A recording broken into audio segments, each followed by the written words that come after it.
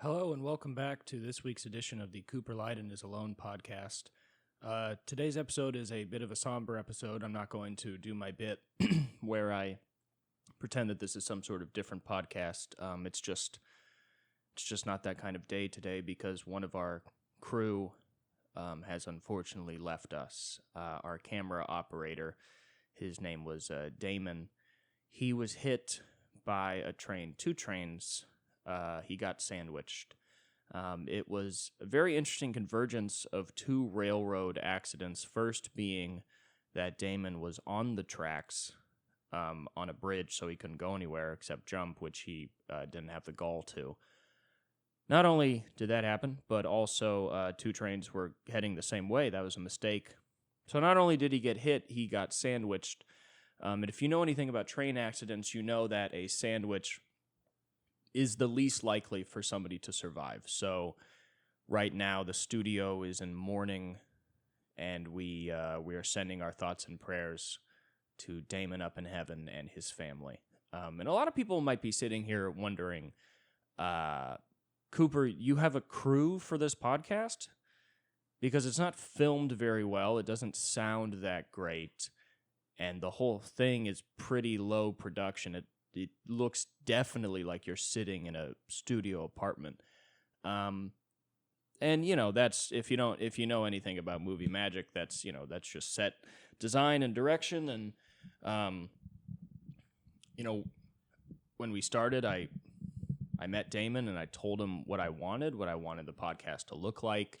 And he said, we can do that. And he made a lot of stuff happen that a lot of other people said probably wouldn't be able to happen. So yeah, I just want to take a moment of silence for Damon, just a couple seconds.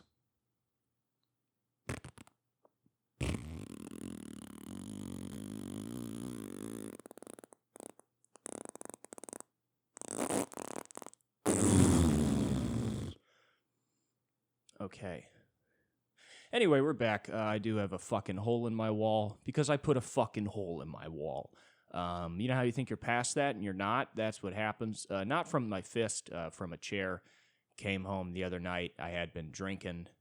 And usually I don't get angry when I drink, but I was thinking about how things are actually going fine, but I chose to believe that they're going terrible. So I came home and was a little drunk and was like, fucking shit, and then just picked up a chair, threw it in the wall. And for all our video listeners, you can see where I'm pointing right now. There's a sock coming out of it because I'm afraid a rat is going to come out of this hole and then inhabit my apartment. Then again, I have no evidence of rats being anywhere even around the apartment. And for audio listeners, yeah, it's a hole with a sock coming out. You're not missing a lot.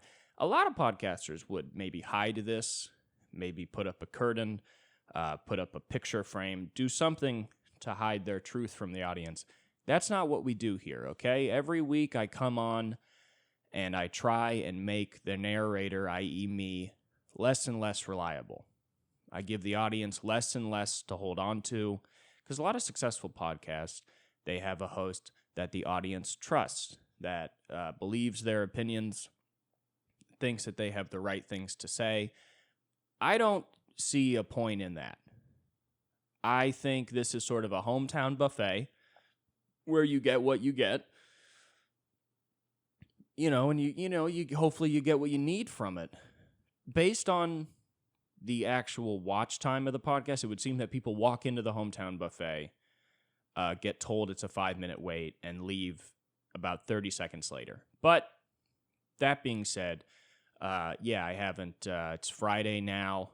I haven't drank since Sunday, and maybe I'll keep that going. Obviously, when I don't drink, I wake up and I have more energy. Like if I had drank last night, I'd probably be recording this podcast in 2 hours, and I don't know why. I just know that whatever that sort of sluggishness that I don't notice would probably be there. And it would be something, So, I don't know. Not drinking is good. I think it's great. It's wonderful. You could just feel your body function kind of like it's supposed to. And it's always hilariously surprising how much better I am when I'm not fucking drinking and shit. It just sucks because, sometimes drinking is the only time you feel any enjoyment of anything. And that's not true, but it's not wrong. It's tough, especially I'm 24, and so the thought of actually quitting drinking is really daunting because it's like, fuck, so I'm 24, let's say I live 40 to 50 more years. That's, practically double, if not more, of my lifetime that I've already lived that I have to do without an easy out.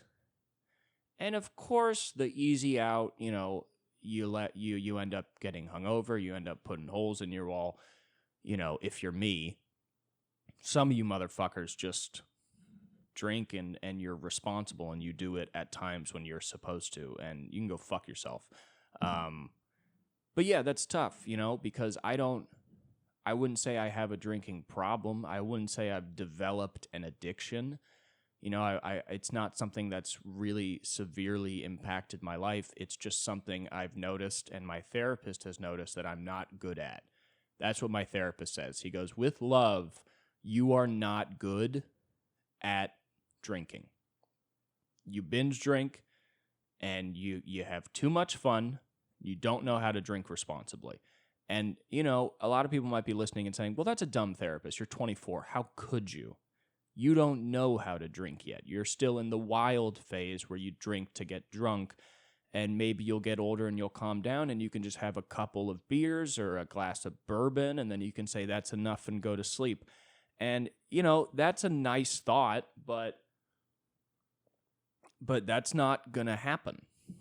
I don't think that's going to happen because, I don't like to believe in predestination, but, I look at my dad, my brother, two of my uncles, my grandfather, my other uncle, and I see that on both sides of the family, we have a tendency to turn it up a notch. We have a tendency to not do the right thing. And when all of those people don't drink, they are massively successful. There's a lot of successful people in my family, at least in what they do. Good carpentry business, a documentarian. My brother's doing great in the fishing industry. My dad, university teacher and a therapist. My other uncle, world-renowned physician. And, if they had kept drinking, a lot of that stuff would have been done worse. And I am trying to be a comedian and a podcaster when I am not that great at either. So I can't really afford to be the king of the good times because I'm an idiot. And I think it's really a virtue to not trust yourself that much. I think there's a real virtue in that of going, you know what? I'm not that guy. And the problem is, I love comedy, I love poetry, I love music. We all love music. But, there's a lot of my heroes, people I think were cool, would drink. And sometimes they were alcoholics, and that alcoholism gets romanticized. And, a lot of them were functioning alcoholics, and a lot of them were barely functioning alcoholics that still were able to produce this great work. And, you look at that and you're like, oh, I want to be, one of those cool guys that can, have a couple bourbons and write some cool shit or whatever. Or I just want to be a normal guy that can just go out and nobody has to worry about him. He can just have drinks with everybody else. And, he's not going to get hammered and make a scene. And, I think it's good to look at yourself and go, yeah, no, I have a sort of unexplainable, deep well of sadness, and more than that, just anxiety and always worrying. And so I obviously, like anybody in the same position would, use alcohol as a medicine that just suppresses that. It doesn't fix any of it. It just beats the fuck out of it until it shuts up. And sometimes it shuts it up too much, to where normal thought of like, well, maybe you shouldn't do that also gets shut up. And then you end up with a hole in your wall. And it's just, what I realize is you can't look at, cool guys that get fucked up. You can't be like, I'm like Bukowski. Like, you can't, because he was also had a lot of his own issues. I'm a Hemingway, or, you can't look at those people and say, well, they did. You have to look at your life and go, well, what happens when I drink? Is it cool? And would you make a movie about it? No. It's like boring, and it's pathetic, and it's sad, and it's not, if my life is a movie, that's not the one I want to write, about just some fucking loser coming home drunk to a studio apartment, waking up the next day telling himself he's going to write and then not doing it. You have to stop playing this game of dress up, pretty much. There's so many people that, listen, you come here for the truth. There's a lot of people that act like Halloween is year-round. They're always in a costume. Fuck me for saying that. But there's so many people that just have this idea of them, especially in art, is they have this idea of themselves. It's like, oh, I'm the crazy guy. But then it ends up being like, you haven't wrote a joke in 3 months. You're not even a comedian anymore because you've just told yourself you're a comedian and you think you're fucking Doug Stanhope, and you have to sit back and go, you know what? No, Doug Stanhope has the physical endurance of of Tom Brady, of a guy that stayed in the professional sports for longer than anybody else. He literally has, to me, it's a similar amount of physical endurance of how can that guy drink every day, still go on the road, still perform a new hour every 1 to 3 years. How can he do that? Because he can, and trying to figure out how he can and how you can is a waste of fucking time if you can't already do it. You either have it or you don't. You either can function as an alcoholic, or you're like me and you just like binge drinking until you've created a problem for yourself, until you're so drunk where you go, wait, why did it stop being fun? Fuck, now I'm just dying, Oh, because I can't say no to anything, because I don't actually think, hey, if I drink this beer, how am I going to feel? I don't think that. I go, well, if I drink this beer, I'll feel better. And really, it's like, well, you've had 8 of them. If you drink another, you're just going to get drunker. And especially when you drink less, the feeling of being drunk starts to, its definition changes. In the times that and I'm not trying to talk as a sober person, because I'm not a sober person. Even if I quit alcohol, I'm still going to smoke weed and whatever. I'm not a sober person. I probably never will be a truly sober person. Definitely not off like nicotine or caffeine. But fucking what I'm saying is, when in the times that I've gone like a few months without drinking, your perception of being drunk, I've noticed, changes. It goes from, oh, to be drunk is to be happy. Drinking is a beer makes you happy. And you step away from it and you go, no, beer doesn't make you happy. Beer makes you drunk. What drunk is, it's lowering inhibitions, which will usually lead to less anxiety and ba-ba-ba. But you feel the feeling of being drunk, especially if you go like 2 months without drinking and then you drink. I notice you actually enjoy it less. It's not like, oh, God, I miss this. You go, oh, man, I feel tired. I feel sluggish. I feel uncoordinated. My brain is slower. And when you do it all the time, it just seems fun. And then when you take a break from it, you come back and you're like, oh, this is a poison. That's when you feel that it's, oh, this is a poison, Like, alcohol is a horrible thing, but it's amazing because it makes you feel awesome. And I don't think anybody that drinks it is a bad person. Of course not. But when you don't, you come back and you're like, oh, fuck. So it's good to look at yourself and go, hey, am I going to chase this stupid, childish, romantic dream of being the troubled writer who drinks? No, because what's that going to end up? That's going to end up with me, unmarried, no kids, no career, drinking a fucking tall boy by myself in an apartment in Van Nuys. It's not going to be pretty. It's not going to be cool. Okay, I'm not going to fucking look like Sinatra. You just got to put those dreams down, and you got to think, well, what do I want to do? I want to be able to fucking get up and write. I want to be able to take a fucking walk. I want to be able to record the podcast and get it out when it needs to get out.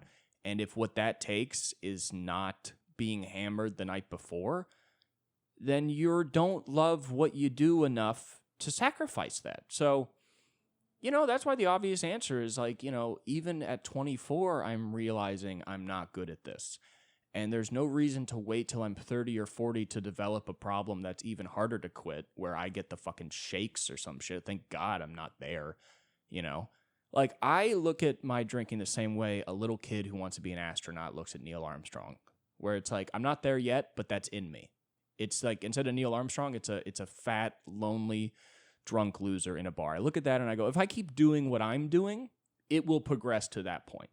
And I am lucky to have at least acknowledged it now, to where I'm never really going to be able to drink again without a little bit of, I shouldn't be doing this though. And I'm sure everybody feels that to an extent. I just think some people are able to moderate themselves enough to where they can responsibly give themselves a pass and go, well, I'm having fun tonight. You know what I mean? A lot of people, they only drink one night a week and they have 4 and they go, this is my fun night. This is totally fine. And it is totally fine.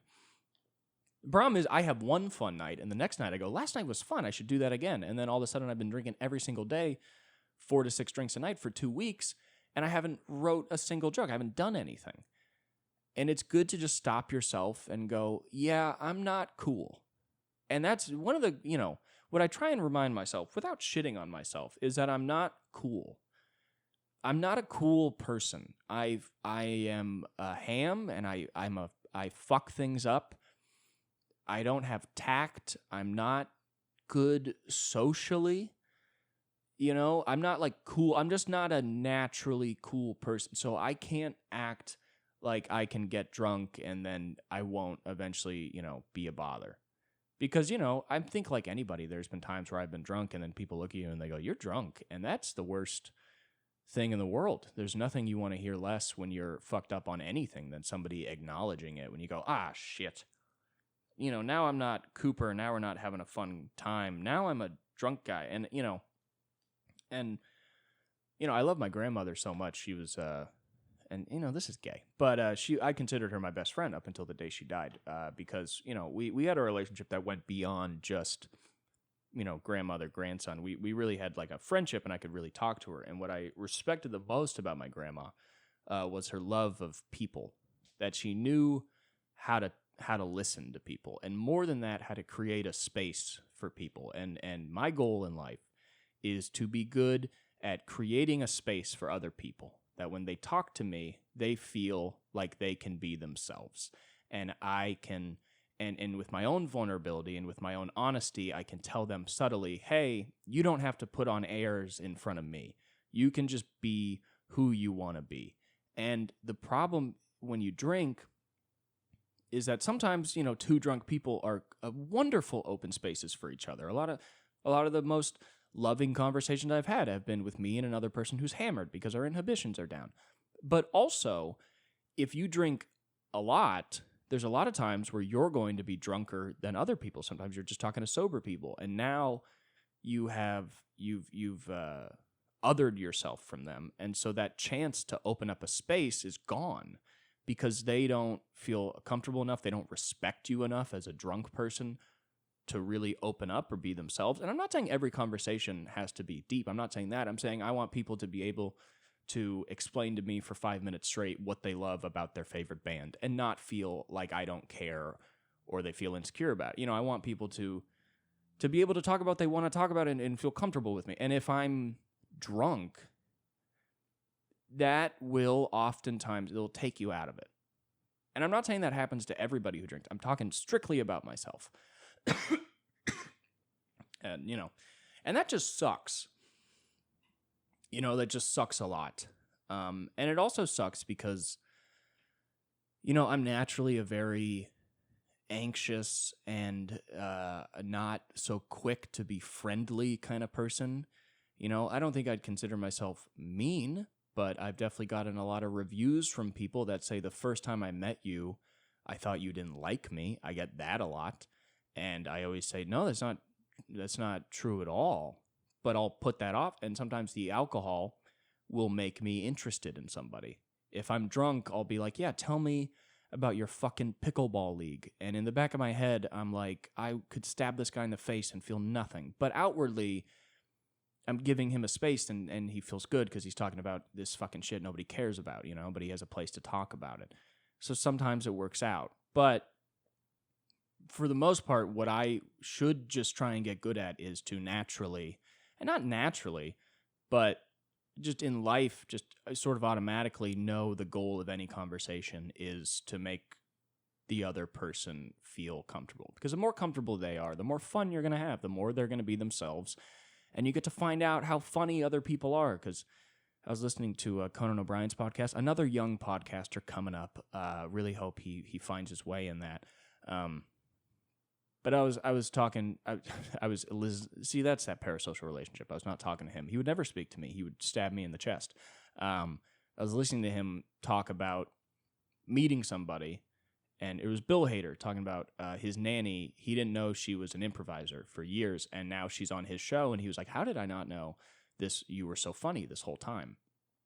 And it's just because they just hadn't spoken enough. It's not that he was being mean; they just hadn't spoken enough. But I think if the more comfortable you make somebody, especially in comedy around comedians and people who are nervous about meeting new people or whatever, the more comfortable you make them, the more they're going to tell their jokes, the more they're going to express their humor. And sometimes you'll think they're hilarious, and now you have a new friend, and you go, that guy's so funny, and they bring the funny out of you, and then you really get into a good riff. But, I can't do that if I'm fucking hammered all the time, because then to those people, you're just the drunk guy. And that's a wall that you'll never pass. That they go, well, he's nice, he's just drunk a lot. And so I feel like I never really met the guy, And so you got to have that balance of, being honest and open, but not being selfish. You don't want to be the guy that's the king of bad news every time you see him, Like, there's one fucking guy I know. He's in comedy. He's a rich kid. Every time I see him, all he talks about is how hard this business is. And, the funny thing is you would think other people in the same career goal in the comedy world, you'd think those would be the best people to talk to about how hard the business is. And in a lot of ways, it is if the other person is willing to have that conversation. But in a lot of ways, they're the worst because it's like a guy in a factory talking about how hard it is to work in a factory to another guy in the factory. Because the other guy's going to be like, yeah, man, we're all doing the same thing. Why are you acting like this is your complaint, And I think alcohol, for me, can make me a little more selfish and self-centered, and I think it can lead you to do that stuff, Because that's always a classic thing, is the drunk guy who's saying too much wild stuff. And it's because he's gone from thinking about how other people are going to feel about him to just jerking himself off in conversation because he just wants to hear himself talk. And, the funny thing is, the obvious thing to me is, as much as I shit on myself, I'm still wildly obsessed with myself. In a lot of ways, narcissistic enough to shit on myself. Like, it takes a lot of gall and self-interest to talk about how much you suck.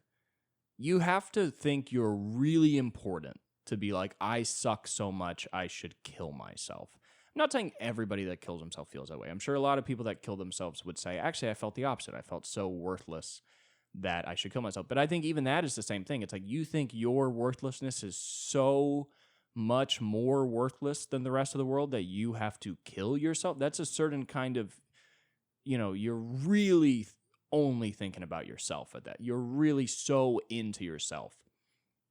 And I want to get away from that, of stop thinking about Cooper so much. Just think of myself as a person with a brain and a body, and what can I do with that body, and how can I exert myself? And let's stop trying to figure out so much about myself. I'm in therapy, and that's great, but there's a certain level to where you got to go, okay, let's step back from trying to figure out how the machine works, and let's just see what the machine can do. Even if I'm depressed, and even if I kind of, quote, need to be in therapy, even if all that's true, what am I still capable of right now? Because there's so many people I know that get into therapy, they get a diagnosis, and it's like they get the golden ticket to just have an excuse for the rest of their life. And that's not what you're supposed to do. You're supposed to get diagnosed and then go, oh, great, here's a problem. Here are some potential solutions or mitigating factors that I can lessen this issue with. and then get back to being a normal person. That should always be the point. But there's a lot of people that go, well, I'm not normal, and I will accept that. And it's like, listen, okay, but in that acceptance of it, figure out how to be the best you can be. And, I gotta, I'm so prone to all of that. And all I want to do is just realize that we're all the same person at our core, and we all want, really the same things, and we all kind of, have similar things to say. I was talking to my friend today about how a couple of years ago I decided to stop pretending that I know bands or movies that I don't to keep up a conversation. I just stopped. If somebody brings up even a famous band, like Jethro Tull, I haven't listened to Jethro Tull. I'm sure I've heard their hits, and if you told me, oh, that's actually Jethro Tull, I go, oh, I like that song. I didn't know that was them. If somebody brings them up and it requires me to know about them in the conversation, I'll just tell them, I actually haven't listened to a lot of Jethro Tull. A lot of people are afraid to do that because they're afraid of the person going, what? You've never listened to him? I fucking love that shit. When somebody goes, you've never listened to him? And I go, yeah, what should I listen to? And then they go, it's like I was saying earlier, I get to talk about their band now. They go, oh, dude, here's what you got. What I notice is most people will not think you're a loser or think you're an idiot or think you're wrong for not knowing something. I find that actually nice people who you would want to be around will be very excited for the potential journey that you can now go on with this band you haven't heard of. It's only a dickhead who's going to be like, oh, you don't know about him? Oh, fuck you. And then not give you the time. That's a dickhead. That guy doesn't even like that band. He likes them so he can say he likes them. Nice people will go, oh, dude, you haven't heard of them? You're going to love them. Here's some stuff you can listen to. They'll send you some songs. You listen to it. The next time you see them, you go, hey, I listened to those songs. I really liked it. And they go, right? And now you have a connection with that person. And if you're the fucking dickhead that's going to pretend to know it just so you can seem cool to that person, all you're doing is stopping your own vulnerability and humanity. So that's in conversation, I like to just be like, well, no, this is who I am. This is what I know. And if you know something that I don't, tell me, please. I'll listen. I would love to hear what you know. I'll try and be that space for you. And anybody that knows me personally is probably listening to this saying, Cooper, I don't know. Yeah, you don't do that at all. You're none of what you are saying. Of course, that's why I'm saying it. I'm aspiring,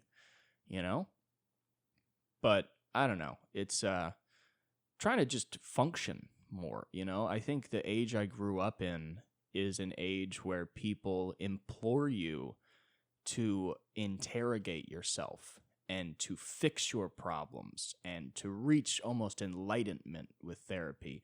And after you do that, you're now ready to go do what you're supposed to do. And I've found that's one of the worst ways possible to go through life, because what it does is it's just you telling yourself you're not ready, and you get into a perfectionist mindset, and you're never going to get to this perceived level of readiness to do what you want. I mean, the amount of people that have so many excuses for why they haven't written their great novel yet. You know what I mean? There's so many excuses. Well, I got to work this out. I got family issues. I got this. I got that. I got this. I got that. The only way to get good at stand-up is to do stand-up, but the people that are like, well, I'm going to mics and I'm watching it, and I'm trying to figure it out. And, and then just people are like, I got, and I understand, like, if you're so fucked up that you need to go to a mental hospital just to stay alive, yeah, don't stop with the stand-up, fix that. But you don't have to be perfect, though. Just get to a point where you can not think about killing yourself every day, and then in the 10 minutes that you're not, do some writing, Just get to that point where just the point is function. Because, I feel like up until the last 150 years, the entire world was like, actively ignore any issue and just do your job. And I don't think that's good either. I think you just have to find a balance where you go, okay, I'm a little depressive, I'm anxious, I got problems. I have a real weird guilt complex that I'm still trying to, kind of figure out where that comes from. And we'll work on that, and time alone will help me with those things. But I'm not going to sit here and go, once that's done, then we can be a comedian. No, you go, I got to do everything I'm supposed to do right now to the extent that I'm able to do it. And I have to remember that there's no end to this, that there's no end to being good at writing scripts, and there's no end to being good at being yourself. You can just only get better at them. So there's no reason to wait until you're ready to do those things. You're never ready. You just do them, and then you hopefully get better at them. Like there's this fucking philosopher that was, and none of this episode's funny. It's not going to happen. I'm sorry, but there's this fucking philosopher that was talking about this shit. He believed in God, and I'm not a big God guy, but there's a great lesson to take from this. Is he was saying a lot of Christians, what they try and do is reach God. They try and reach a sort of enlightenment, a perfection. They try and reach God, and that's not what we're here for. He goes, God made us imperfect. He endowed us with original sin. He made it so that we could never be perfect. And a lot of people hear that and they go, so we're fucked. And he goes, no. You're actually infinitely powerful, maybe even more than God. I don't think he said that. But you, because you cannot be perfect, means you can never not get better. Because perfection is death. If you reach perfection, you're done. You can't get any better. That's the worst possible thing I can imagine. What I like is the thought of, if I work on comedy, if I work on script writing, if I work on being nice to people, if I work on not drinking, I will never be perfect at any of those things. I will get better and better and better and better. And if I do it right, the day I die will be the best I can be. And it's not a linear, there's ups and downs, but because we're not perfect, you know? So the amount of people that treat mental health like something to be conquered and not just something that you go, I guess that's something I have to kind of tweak every day of my life, are doomed. Because they're like, I'll fix it. And then I won't have to worry about it again? What are you, stupid? If you have any point in your life where you want to kill yourself, that I don't think ever leaves you. I think it only can evolve into different things.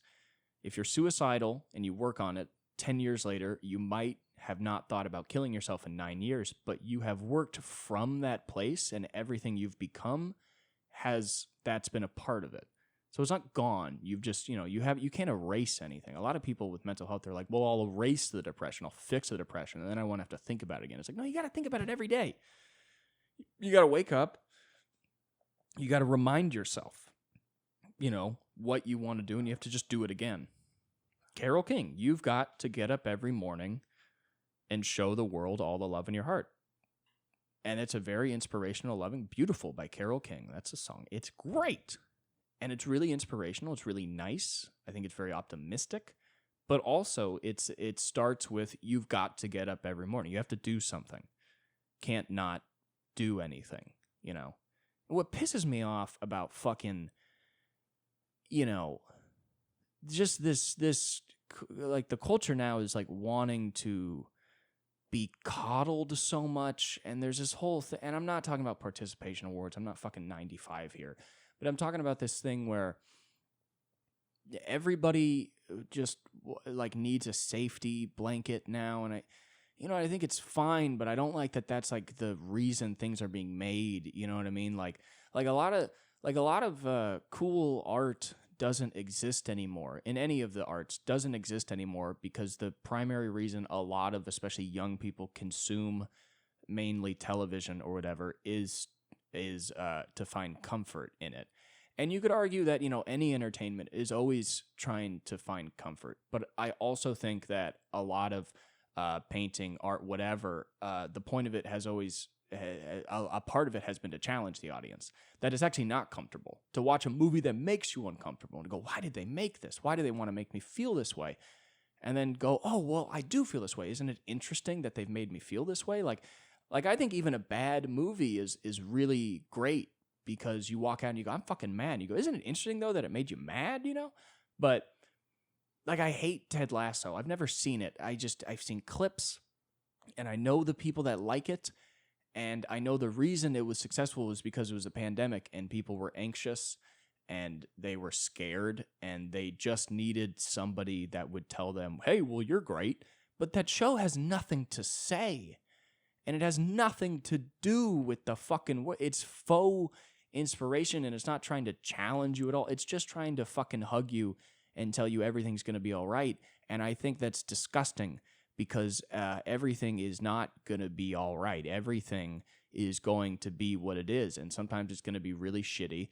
And if you're really being honest about saying everything's going to be all right, what you're saying is, well, you're probably not going to die, and you'll probably get through this. But let's not lie to people and tell them that everything's okay and that you're perfect. You're not perfect. You shouldn't be told that. I like watching stuff that, like, good stand-up, will reflect on me and make me realize my own problems while I'm laughing. Like, I watch Richard Pryor talking about when his wife left him and shooting his car and the cops coming and arresting him. And when he did that, I'd wager he was probably fucked up. And I look at that and I go, I've never done anything close to that. But I understand that. There's a hole in my wall. I understand that I'm pissed off. I feel helpless, and I'm going to try and take control by destroying something. So you're going to try and drive away in my car. I will shoot the car. And that is one of the funniest jokes. You don't even realize how tragic that situation is when you read it, but when you watch it. But like, that joke does, at least for me personally, also kind of challenge me at the same time, because I see a bit of myself in it,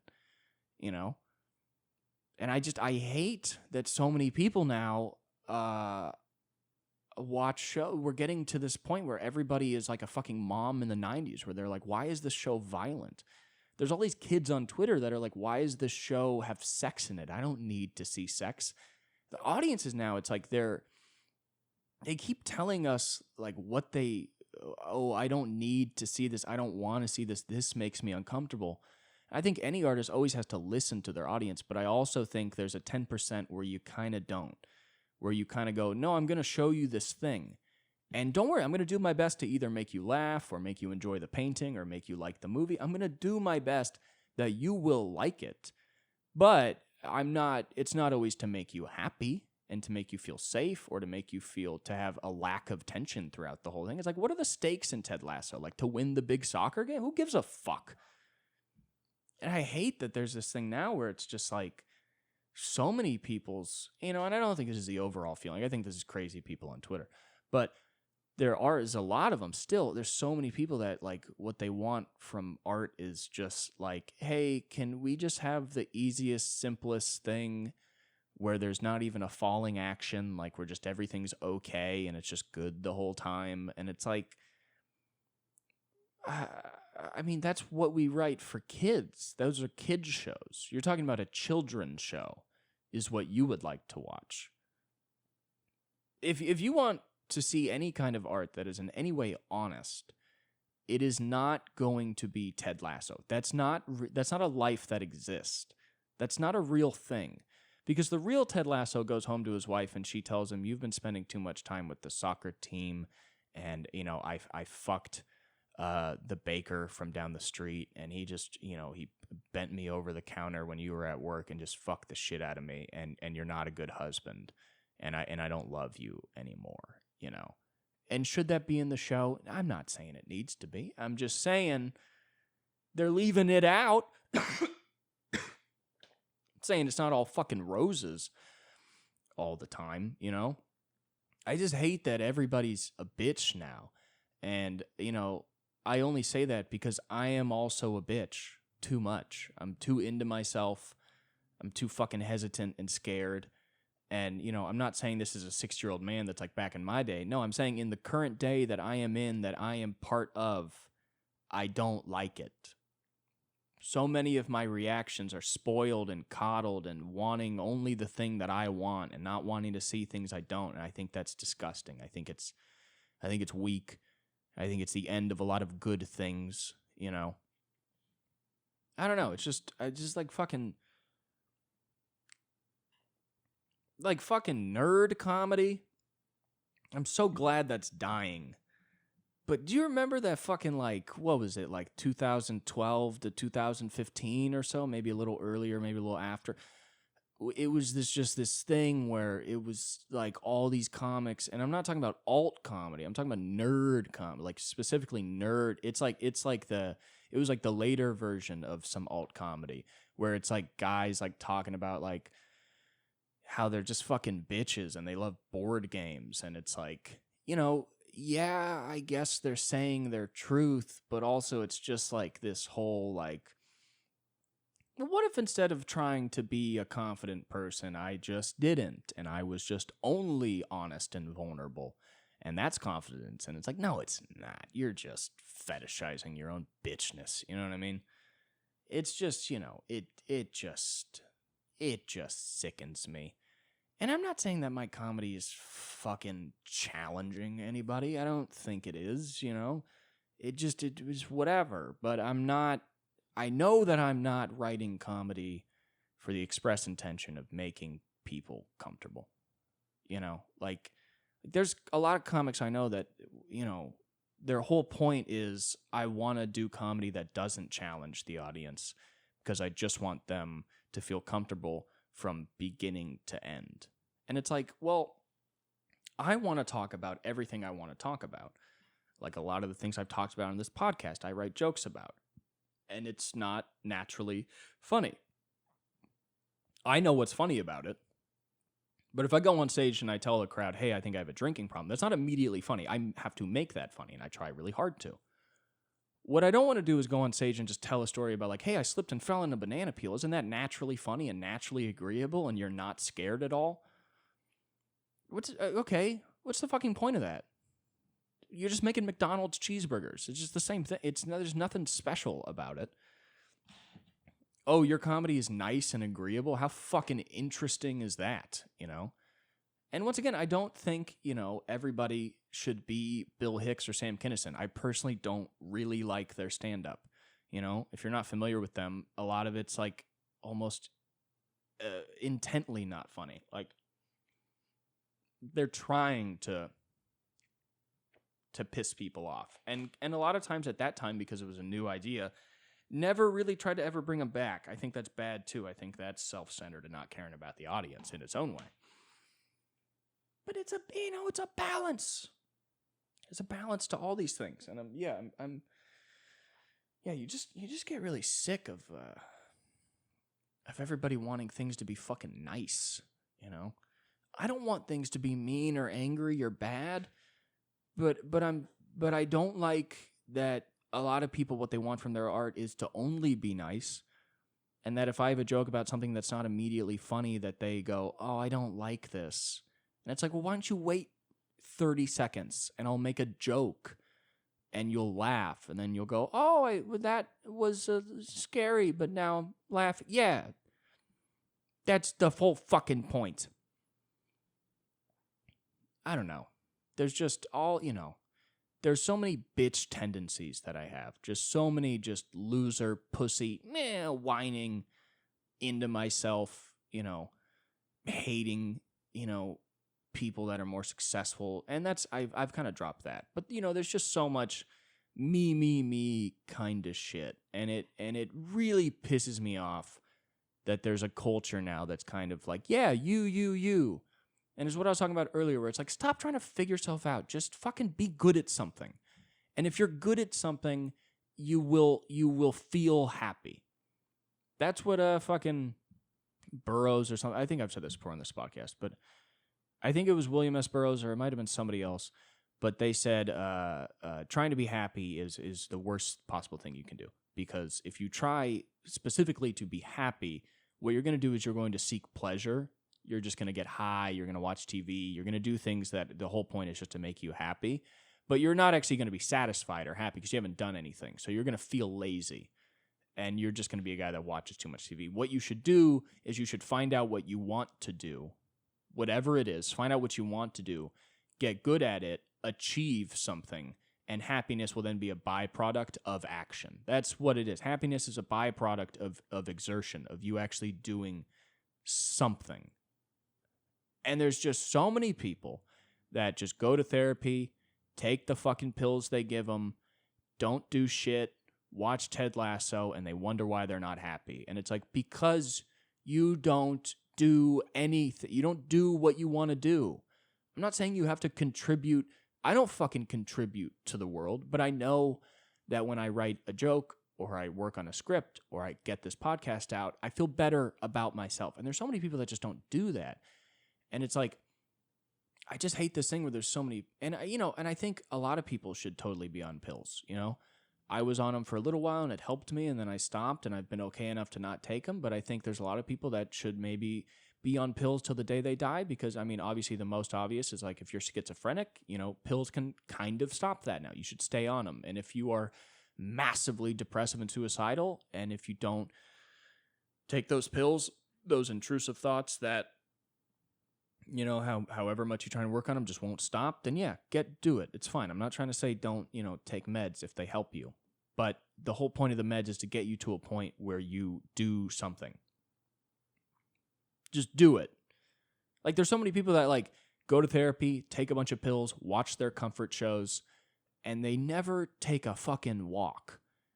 And it's like, do you know if you took a walk every morning and if you got sunlight in your eyes, if that fucking cortisol got released, you would have more energy, and you would go to sleep earlier, and you would sleep better, and you'd wake up feeling better the next day.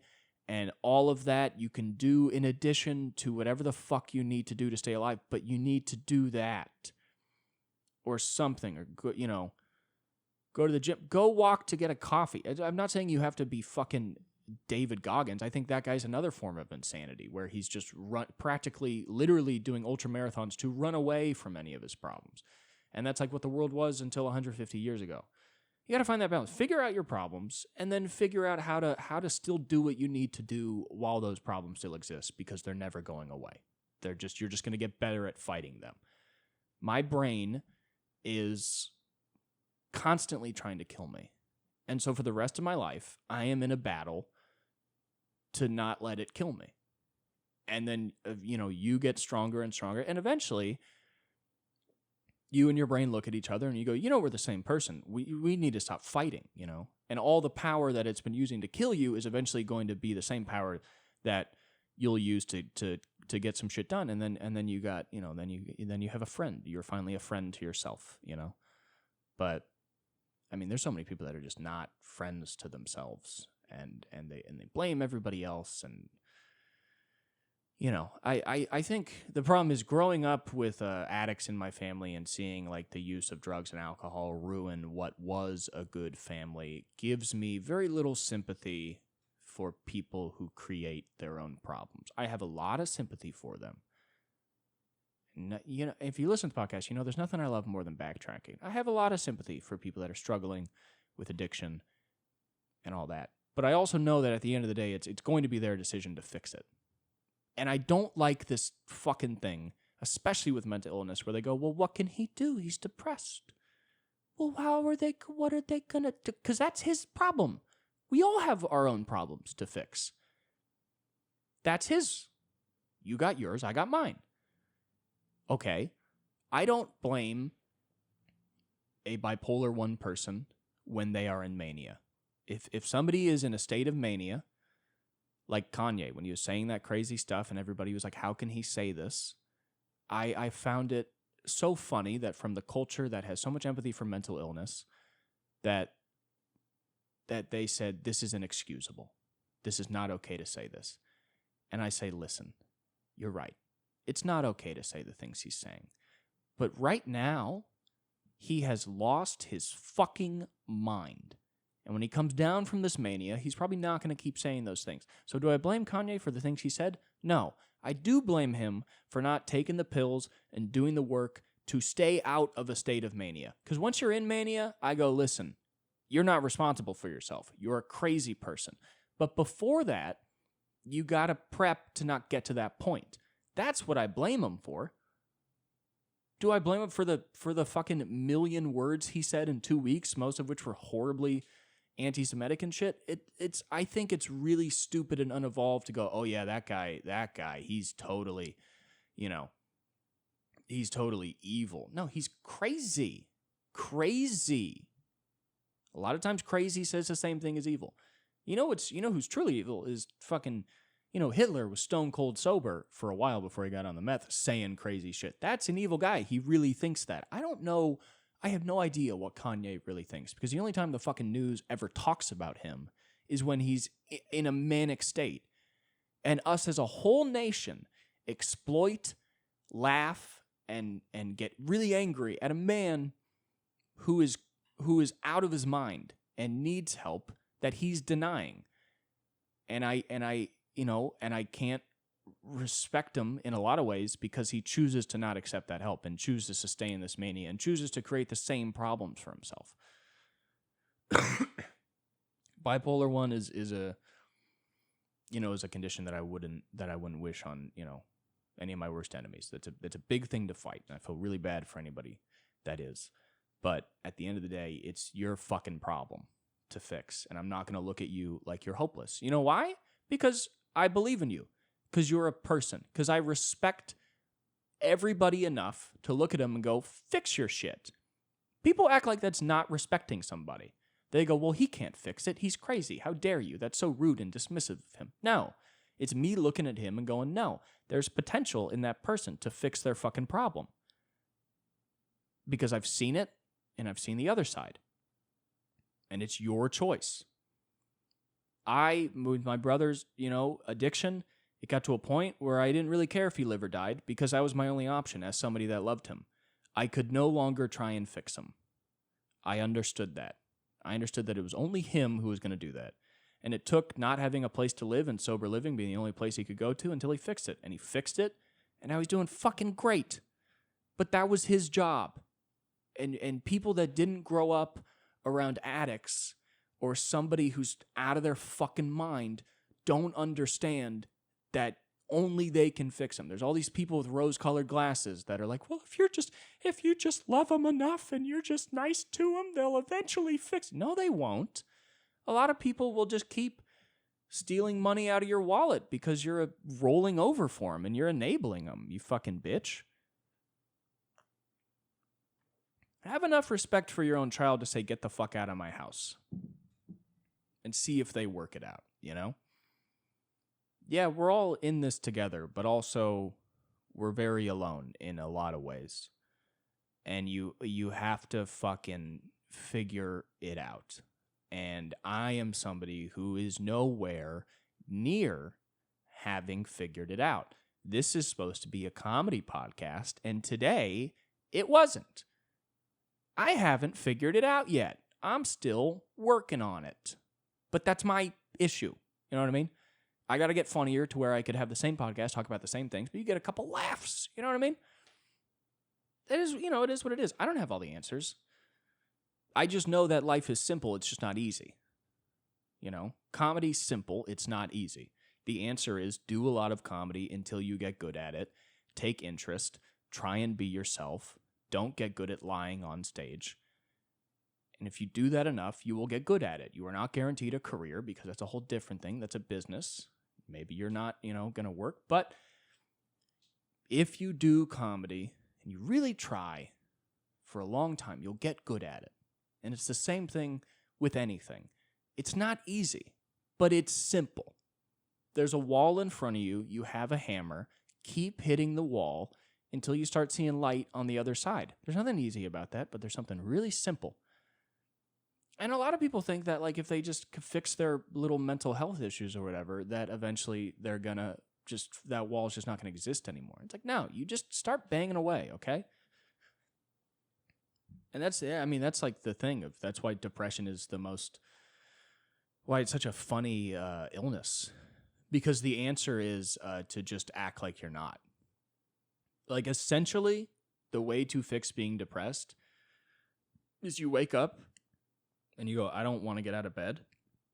And you just do. And you just fucking hate it. And you just do that enough times until you hate it less, and you hate it less, and you hate it less, and you hate it less, and you hate it less. I used to run a lot. Running is a great metaphor for life, because the first time you run, it just feels so pointless. You're just like, oh God, I'm just running down this. What the fuck am I doing? This sucks. This hurts. And it never gets easier, but your perception of the pain you feel and your ability to think through it is what you get better at. The greatest runners in the world are very physically fit, amazing athletes. But what they also are people who have reckoned with that pain enough to just not give it enough credence to stop them. To go, well, yes, I feel the pain, but that's not the reason to stop. And there's so many people that are like, well, how can I do anything? I feel so much pain. And it's like, I don't think it's enough for you to not do the fucking shit until you get better at it, you know? And there are exceptions. There are, you know, people that have to go to a psych ward for 30 days to, you know, to at least get some medication to take them away from the edge of the cliff so they can at least see it. And it can be a long road, but that is the same. That's the work still. You're still doing the work, you know? But there's a lot of people that just, you know, I think not being happy every fucking day convinces a lot of people that they're depressed. And it's like, no, you're just not naturally happy all the time. Be fine with that. You're going to be a loser doing whatever the fuck you do until you're not. Be fine with that. Just work hard and work like somebody gives a shit, you know? I released this podcast for nobody. And I come on here and I talk about it sucks, but at the end of the day, I still release it every week. There's still a sense of understandable delusion to go, why would he release 47 episodes of an unsuccessful podcast? Well, it's because I'm trying to do it until it's not. And chances are it'll just be this forever, and I'll be with my 15 people. And I won't stop, even though maybe I should. But it is very funny because the one thing that would make you a guy that has 1,000 episodes of a podcast nobody listens to is the same thing that can make you a guy with 1,000 podcasts that's the most successful podcast in the world. It's just a matter of effort. Listen, it's not guaranteed to work out, but it is guaranteed that the thing you need to do for it to work out is just to do it. This is turning into a motivation podcast. That's what this is all about. It's motivation from a guy who is deeply ill in several ways that really should not be giving advice to anybody except a sock nailed to a wall. Is there any better advice than advice from a person who kind of sucks? I don't know. I think I'm a lot more inspiring than Tony Robbins. What, that guy's like 7 foot tall and he's a millionaire? Why would I want to be inspired by him? What's he going to tell me to do? All the right things? No. You listen to a guy living in a studio apartment. If I'm telling you that you got to get over your shit and shape up, then Jesus Christ, you must have something to fix. If at all what I've said relates to you, Jesus Christ, you must have problems. Because I'm saying it. A fellow loser is saying it. I need to be a motivational speaker that goes on tour and go, I have a net worth of $800. I can barely afford rent, which is relatively cheap. Nobody likes me, and I drink too much. Let's start the seminar. You know what I mean? That's I don't know. Maybe I can make $1 million. Maybe I could swindle people. Maybe motivational speakers actually can be losers, and they don't have to be inspiring people. That's something to think about, honestly. You know, it's something that maybe we get on the road, start doing some arenas. You know, put my hand on people's heads and shake them around or whatever the fuck they do there. You know, just show them my flaccid penis. And you go, see, that's not hot. That's not impressive. And then I get it hard, and I go, see, but now it's fine. That's what'll motivate people, showing my flaccid to hard penis. And it's not like it gets hard extremely quick either. It takes, a minute. But, yeah, so thanks for coming to the Friday Motivation Podcast. I hope all of my Tigers get out there and win the day. But anyway, sorry this one wasn't funny. I had a lot of fun doing it, though. I hope that my charisma and my interest in what I'm talking about made you guys interested in what I'm talking about. And if it didn't, leave a comment. Let me know. Hey, no, actually, I didn't like it. You just kind of talked really fast and somewhat negatively for about an hour, and it actually made me feel worse. Leave a comment. Let me know. If you have anything nice to say about the episode, I don't need to hear it. Let me know if you didn't like it. If this was your first time listening, let me know. Tell me, hey, I tried out this podcast. It was really uncomfortable, to be honest. I've never heard a podcast like it, and I mean that in a bad way. Let me know. I'd love to know, that it was just like watching a scorpion crawl up your leg, But anyway, thanks so much for coming, and I will see you guys next week. Bye-bye.